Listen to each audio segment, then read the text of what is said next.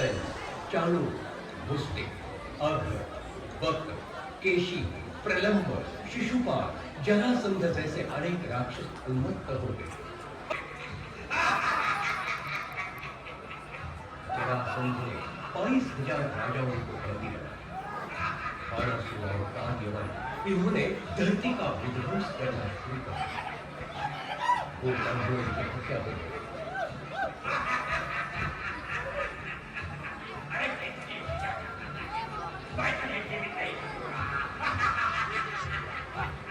दुर्योधनादि दुष्ट कौरव उन्मत्त बने। कंस और कालयवन ब्राह्मणों को त्रस्त करने लगे। विष्णु भक्तों की हत्या होने लगी।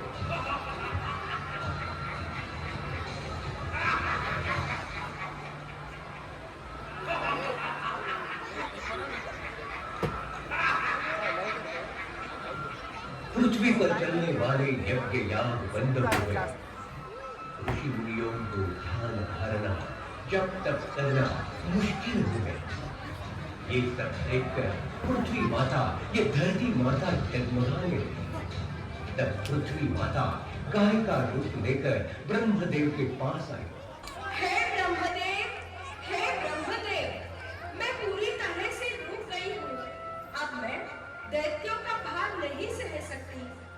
सब जगह अन्याय, अत्याचार और पाप की परिसीमा हो गई है ब्रह्मदेव। कुछ करो ब्रह्मदेव, कुछ करो, नहीं तो मैं नष्ट हो जाऊंगी। हे धरती माता, आप निश्चिंत हो जाए।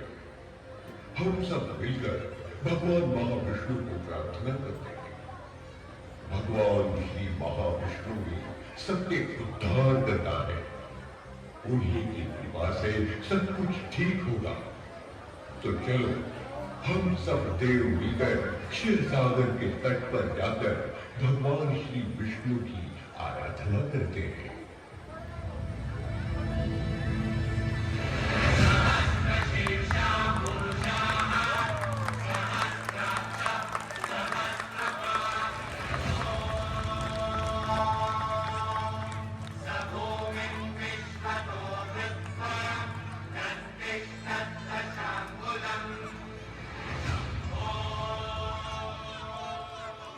हे देवाधिदेव, इस सृष्टि का कार्य आपकी आज्ञा से ही चलता है। आप तो सर्वज्ञ हैं। इस धरती पर दैत्यों ने अन्याय और अत्याचार का संक्रमण किया है। कंस, चाणूर आदि दैत्य उन्मत्त हो चुके हैं। कालयवन ने यज्ञ याग बंद किए हैं। धर्म संकट में है प्रभु, धर्म संकट में है। धर्म का उच्छेद हो चुका है प्रभु, अब आप ही हमारी रक्षा करो। डरो मत, चिंता मत करो। मैं जल्द ही यादवों के चंद्रवंश में अवतार धारण करूंगा और इन दुष्टों का संहार करूंगा।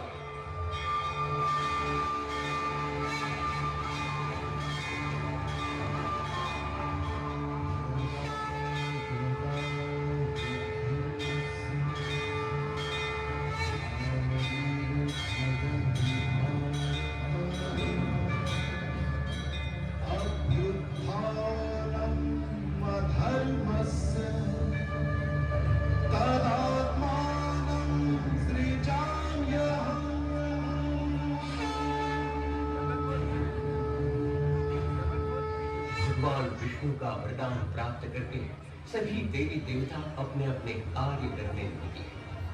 इधर मथुरा नगरी में उग्रसेन नामक राजा राज्य कर रहा था। दुरात्मा कंस उसका बेटा था। कंस अत्यंत दुष्ट बुद्धि और कपटी था। वो अपने माता पिता की बिल्कुल भी कदर नहीं करता था। यादवों का हमेशा द्वेष ही करता था। आगे चलकर उन्होंने अपने पिता उग्रसेन को राज्य पद से हटाकर वो खुद मथुरा का राजा हो गए।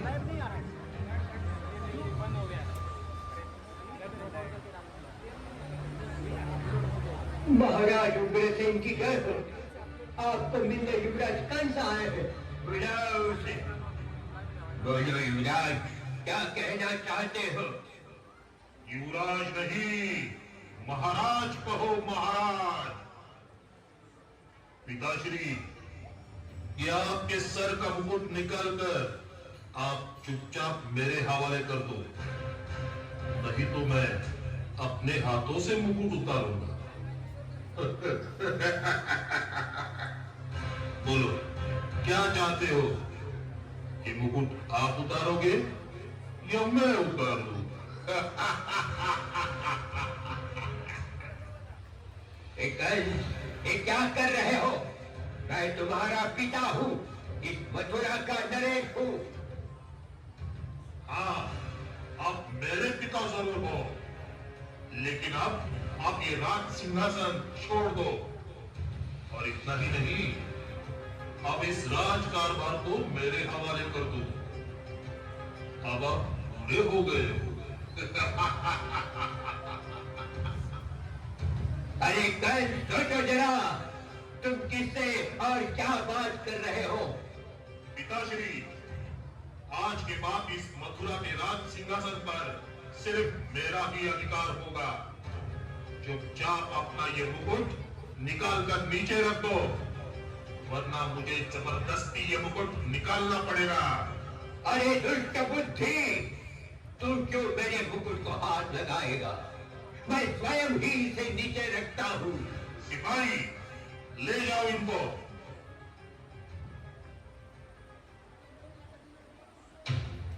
इधर कंस ने अपने पिता का राज सिंहासन छीन लिया और स्वयं मथुरा का राजा बन गया। कंस का मनमानी कारभार प्रजा को त्रस्त कर रहा था। सभी प्रजा न्याय के लिए तरस रही थी। और इधर यदुवंश के शूरसेन राजा को एक पुत्र हुआ, अनक दुंदुभि। इसका ही दूसरा नाम वसुदेव रखा गया। मैं मेरी लाडली बहन का विवाह यदुवंश के नरेश सूरसेन राजा के बेटे वसुदेव से करना चाहता हूं। राज ज्योतिषी, आप जल्द ही मुहूर्त निकालो। जैसी आज्ञा युवराज। युवराज नहीं, महाराज कहो, महाराज। जैसी आज्ञा महाराज। महाराज, इन दोनों की विवाह की तैयारी शुरू कर दो। इनके विवाह के लिए सभी ग्रह नक्षत्र अनुकूल है। वसुदेव और देवकी का विवाह बड़े उत्साह और धूमधाम से संपन्न हुआ। इस विवाह में कंस बहुत ही प्रसन्न था। वो अपनी लाडली बहन देवकी के विवाह के बारात में बड़ा उत्साहित था। आज मैं बहुत ही प्रसन्न हूं। वसुदेव और देवकी के बारात का रथ मैं स्वयं चलाऊंगा।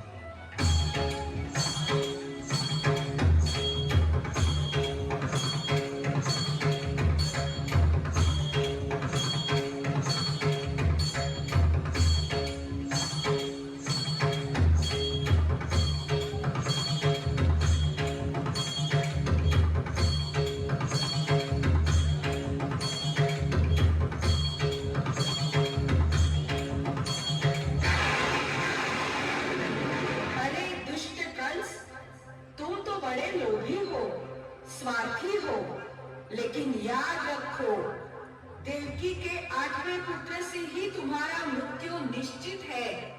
देवकी का 8वां पुत्र ही तुम्हारा वध करेगा। ये त्रिवार सत्य है, ये त्रिवार सत्य है। देवकी, अब ये मेरी बहन नहीं, इसे पुत्र होने से पहले ही मैं इसे खत्म कर दूंगा। मुझे छोड़ दो कंस, मुझे छोड़ दो। तुम मेरे भाई हो कंस। कंस, मैंने ऐसा कौन सा अपराध किया है कि तुम मुझे मारने पर टूट पड़े हो? मैं तुम्हारे पाँव पकड़ती हूँ कंस, मुझे छोड़ दो। नहीं, मैं तुझे जीवित नहीं छोड़ूंगा। कंस, ये तुम क्या कर रहे हो? ये तुम्हारी बहन है, छोटी है, वो तुम्हारी बिटिया समान है, और तुम मुझसे मारना चाहते हो? फिर भी मैं इसे नहीं छोड़ूंगा। कमल जैसी मेरी प्राण प्रिय बिटिया को ऐसी सजा दे रहे हो? भगवान तुम्हें कदापि क्षमा नहीं करेंगे। मैं तुम्हारे पैर पकड़ता हूँ, छोड़ दो मेरे बिटिया को। अरे छोड़ दो मेरे बिटिया को। अरे कंस, मृत्यु का नाम सुनते ही डर गए? जो भी इंसान पैदा हुआ है उसका मृत्यु निश्चित है। इसे मारकर तू अमर हो जाएगा क्या? मृत्यु तो इस अशाश्वत देह का होता है, आत्मा तो अविनाशी है। आकाशवाणी सुनकर तुम इसे मारने के लिए तैयार हो गए। गुणों के माया में मत फंसो कंस, गुणों के माया में मत फंसो। तुम्हें देवकी से तो डर नहीं है ना? इनके जो पुत्र होंगे उनसे आपको भय है। तो मैं वचन देता हूं, इन्हें जो पुत्र होंगे वो मैं मेरे हाथ से तुझे अर्पण करूंगा।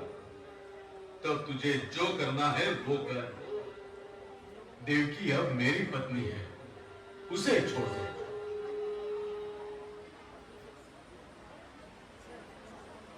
इसी तरह से वसुदेव जी के वचनों पर विश्वास रखते हुए कंस ने देवकी को छोड़ दिया और सिपाहियों को आज्ञा दे दी, तुरंत इन लोगों को और उग्रसेन को भी बंदी बनाकर अपने कारागृह में रखा जाए। कई दिनों के बाद वसुदेव और देवकी को एक पुत्र हुआ। वचन पूर्ति और धर्म का पालन करने के लिए वसुदेव उस पुत्र को लेकर कंस के पास आते हैं। महाराज कंस, वचन के अनुसार ये मेरा पुत्र मैं आपको दे रहा हूं।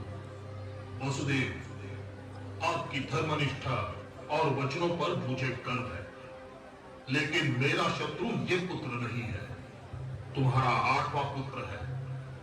इसे लेके जाओ। नारायण नारायण नारायण नारायण। अरे कंस, तूने ये क्या किया? तूने इस बालक को क्यों छोड़ दिया? तुम्हारा शत्रु कौन, ये तुम्हें पता है क्या? अरे तू सोच रहा है तुम्हारा शत्रु देवकी का 8वां पुत्र है, लेकिन नारायण नारायण। लेकिन कंस, आज से उल्टी गिनती शुरू कर दो। पहला पुत्र ही 8वां होता है।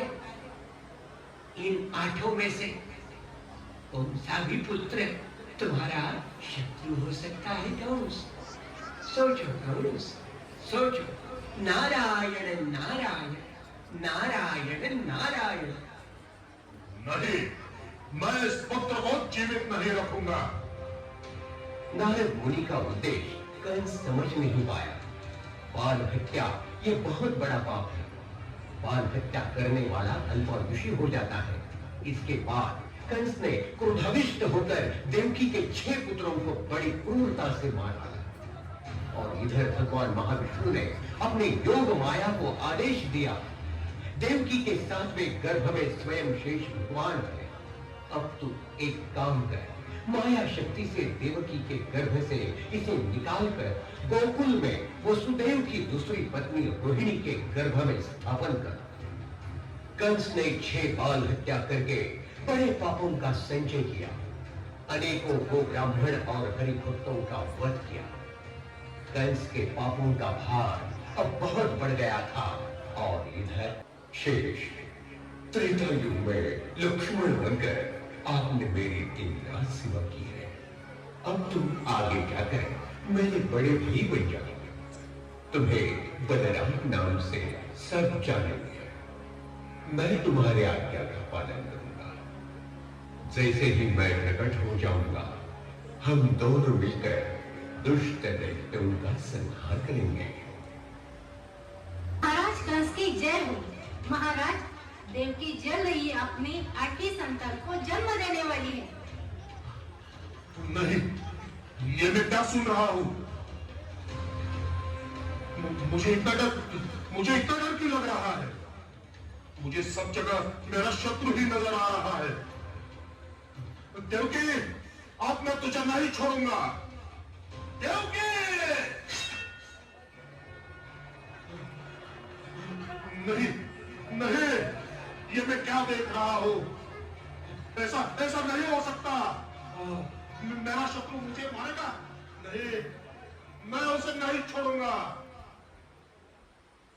हे वसुदेव देवकी, मैं जल्द ही प्रकट हो जाऊंगा। मेरे प्रकट होते ही आप मुझे गोकुल में नंद यशोदा के घर छोड़ना। वहां यशोदा ने एक कन्या को जन्म दिया, उसे आप लेकर मथुरा में आ जाना। ज्यादा समय व्यर्थ मत करो। भगवान श्री कृष्ण का जन्मोत्सव देखने के लिए गगन मंडल में सभी देवता बड़े उत्सुक थे। मंगल वाद्यों के ध्वनि से पूरा नभोमंडल गूंजने लगा। सभी देवों ने गगन मंडल से पुष्पवृष्टि की और इधर श्रावण कृष्ण अष्टमी बुधवार रोहिणी नक्षत्र इस शुभ मुहूर्त पर भगवान विष्णु ने सोमवंश में अवतार धारण किया। चंद्रवंश का उद्धार हुआ। हे भक्त वत्सल प्रभु, आप विश्वम्भर परमात्मा हो। हे प्रभु, मैं धन्य हो गई। प्रभु, आप शिशु रूप धारण करो। मैं आपको शिशु रूप में देखने के लिए उत्सुक हूँ। आप शिशु रूप में प्रकट हो जाइए प्रभु। मैं इसी क्षण शिशु रूप में प्रकट हो जाता हूँ, लेकिन आपको मुझे तुरंत ही गोकुल छोड़ना पड़ेगा।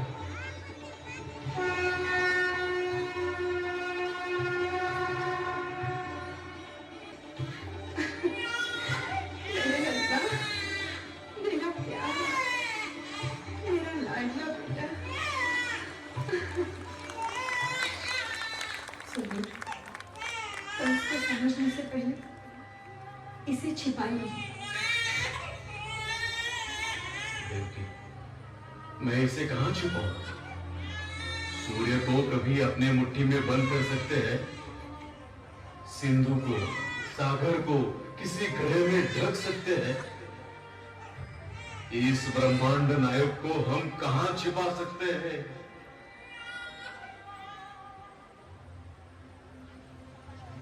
इधर अष्टमी के मध्य रात्रि भगवान प्रकट हुए। सब जगह घनी बारिश हो रही थी। यमुना नदी को बाढ़ आई थी। कंस के कारागृह को बड़े बड़े ताले लगे हुए थे और चारों ओर से वृक्ष पहारा दे रहे थे। वसुदेव के पैरों में बेड़ियां थी। इस छोटे से बालक को बाहर कैसे ले जाए, ये समस्या थी। परंतु वसुदेव जी ने बालक का मुखावलोकन किया और देखते ही देखते हाथ और पैरों की बेड़ियां टूट गई। एक टोकरी में बालक को रखकर वसुदेव निकले और कारागृह के द्वार पर पहुंचते ही अपने आप सभी द्वार खुल गए।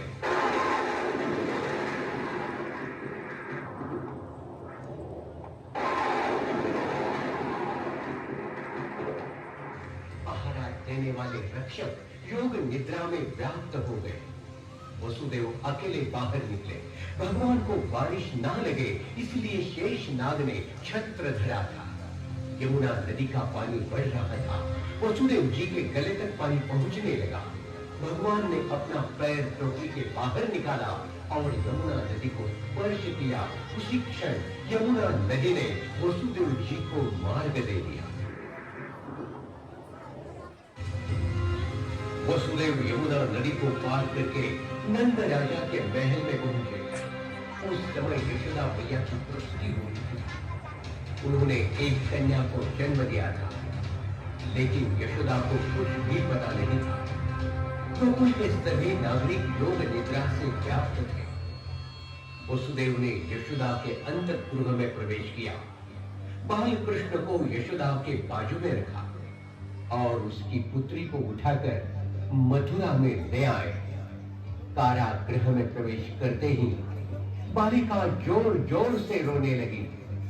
रोने का आवाज सुनकर सेवकों ने तुरंत ही कंस को समाचार दे दिया। महाराज कंस की जय हो। महाराज, कारागृह में देवकी ने किसी बालक को जन्म दिया है। बालक के रोने की आवाज आ रही है महाराज। नहीं, कहाँ है वो मेरा काल? मैं उसे अभी के अभी मार देता हूँ। मैं उसे जीवित नहीं रखूंगा।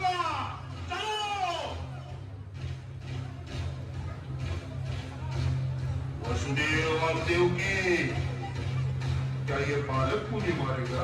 हाँ?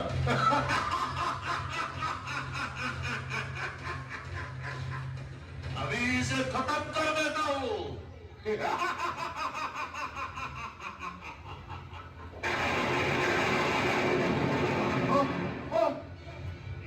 क्या हुआ? कौन है? तुम्हारा शत्रु इस धरती पर अवतार ले चुका है। तू क्या मुझे मारेगा? तुम्हें मारने वाला काल तो कब का जन्म ले चुका है। निर्दोष बालकों की व्यर्थ हत्या करना छोड़ दो कंस, छोड़ दो। यशोदा को पुत्र हुआ, ये खबर पूरे गोकुल में फैल गई। सभी गोप गोपी पुत्र मुख देखने के लिए और जन्मोत्सव मनाने के लिए दौड़ते हुए नंद महल में पहुंचे और खुशी से नाचने लगे, गाने लगे।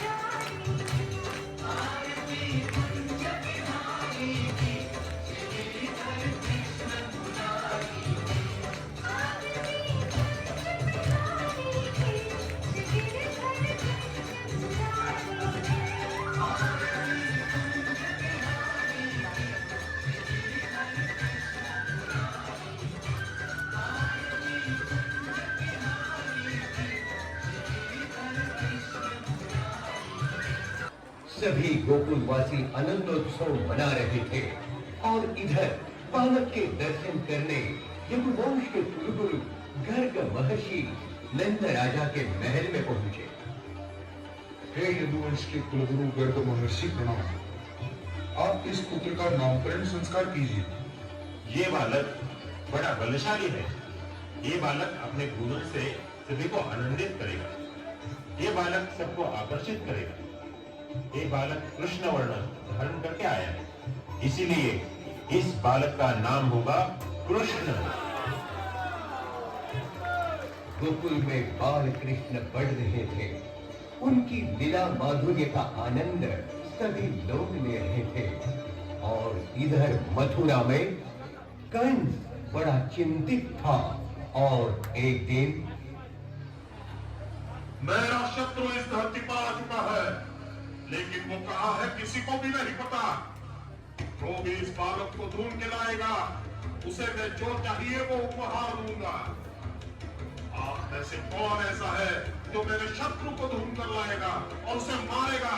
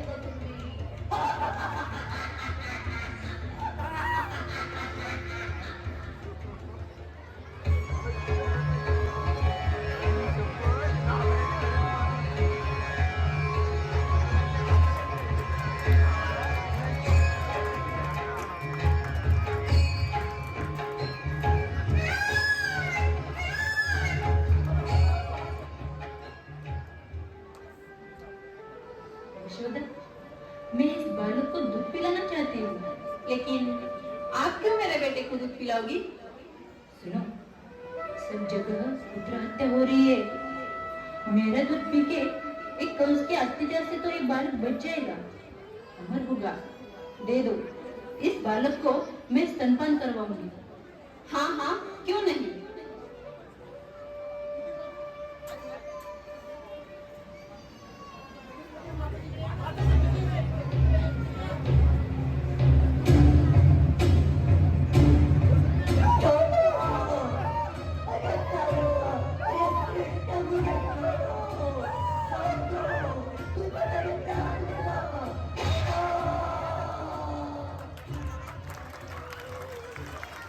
मेरा लाडला बेटा, मेरा प्यारा बेटा, बेटा तुम ठीक तो है ना? पूतना का वध हुआ ये सुनकर कंस का डर और बढ़ गया। जहाँ देखे वहाँ उसको कृष्ण ही नजर आने लगा। भगवान कृष्ण को मारने के लिए कुछ न कुछ उपाय करना चाहिए, इसलिए कंस ने धनुर्याग का आयोजन किया। इस धनुर्याग के लिए गोकुल के नंदराज सहित कृष्ण और बलराम को आमंत्रण देने के लिए अक्रूर को बुलाया गया। और आगे अक्रूर जी, मेरा एक काम आपको तुरंत करना है। आप अभी के अभी गोकुल जाओ और तुम्हारी मीठी वाणी बोलकर बलराम, कृष्ण और नंद वसुदेव को भी मथुरा लेके आओ। वो जरूर आएंगे।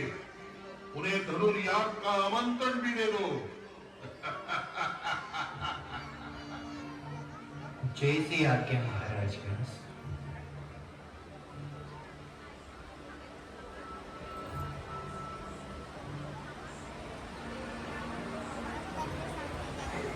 अक्रूर जी, आपको प्रणाम। महाराज नंदराज की जय। श्री कृष्ण और बलराम सहित महाराज कंस ने धनुर्याग देखने के लिए आप सभी को आमंत्रित किया है। हम जरूर मथुरा में आएंगे। कंस का आमंत्रण स्वीकार करके कृष्ण और बलराम नंदराज सहित मथुरा में पहुंचे।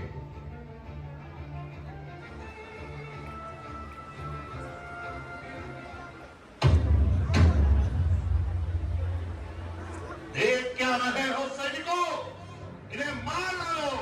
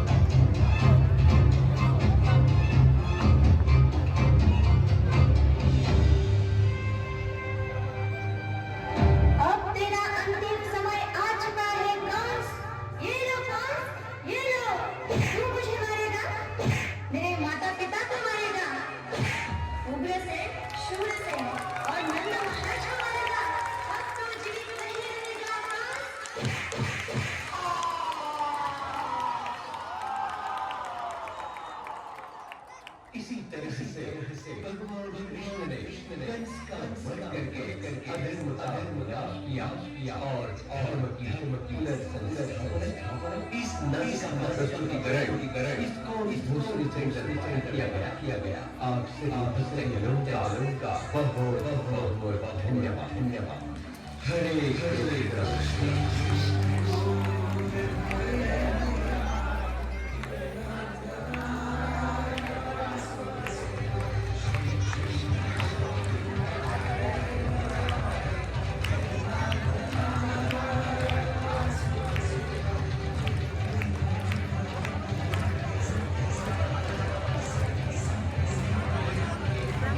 Basta, basta.